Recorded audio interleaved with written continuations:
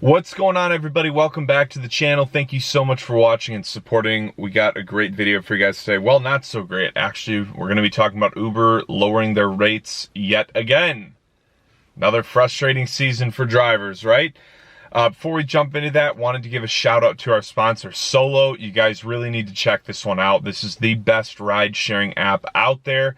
Best part is you can get 15 bucks sent to you just for signing up using our link in the description below. It's a decent little bit of gas or a meal on the road, God forbid. You guys should definitely check that out. Like I said, linked in the description. Guaranteed earnings, tracking, pretty much everything you would need as a driver. Alrighty, so Uber has announced that they are getting rid of quests, they're getting rid of bonuses, and getting rid of the gas fuel charge for Uber Eats drivers. Now, the quests and bonuses are a big hit because the quests usually can make you an extra 150 to 250 bucks a week just for doing X amount of rides. Quests are where I made a lot of my money. They have part-time options, full-time options. And when you think about it, with those quests, if you were able to make an extra 150 a week, you know, an extra $600 a month is pretty good money, and it factors into your earnings significantly. That's, you know, an extra $7,200 a year. That's good money. That's really good money. Keep in mind with Solo, you're going to make an extra $5K a year. So maybe that's a quick way you replace it.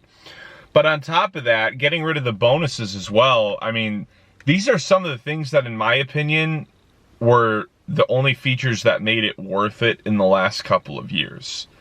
Because when you are factoring in, like, if you're talking an extra, you know, 7K a year, and that's just for like a 150 a week. There's a lot of them that are like 250 to 300. So in a case like that, you're talking an extra $1,200 a month.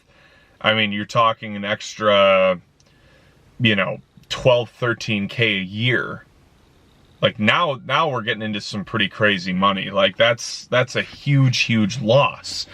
So I don't know why they can keep doing this. I mean, the game plan for Uber and Lyft has always been relying on new drivers to sign up.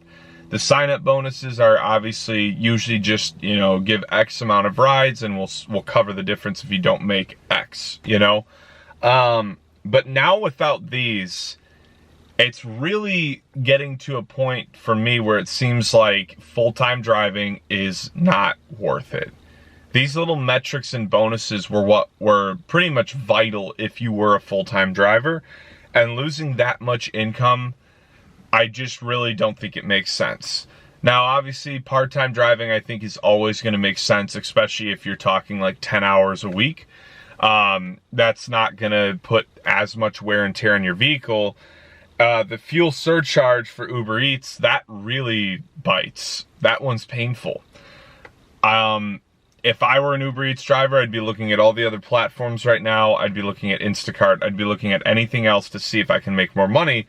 Because again, the name of the game with Uber is always going to be relying on new signups. So unless you're rocking the electric moped, you know, your Vespa or some other way of delivering, I would probably not deliver anymore. I would look into one of the other apps. We've got a lot of great resources linked in the comments below on some of those other apps if you guys do want to look into it. But all in all, guys, this is a bummer. Thank you guys so much for watching. Please check out Solo, linked in the description below. Get your free $15 for signing up, and I will talk to you guys soon.